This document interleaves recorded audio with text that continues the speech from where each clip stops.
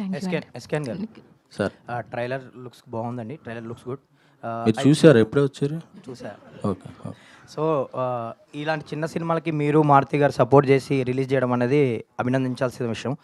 And చాలామంది కొన్ని రోజులుగా ప్రభాస్ ఫ్యాన్స్ రాజాసాబ్ అప్డేట్ గురించి ఈగర్లీ వెయిట్ చేస్తున్నారు.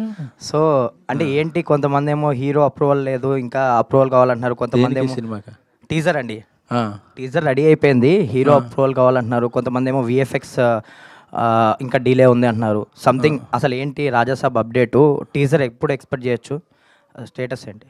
రాజాసాబ్ పీపుల్స్ మీడియా విశ్వప్రసాద్ గారు చాలా ఆయన బ్యానర్లోనే బిగ్గెస్ట్ బడ్జెట్ ఫిలింగా రూపొందిస్తున్నారు.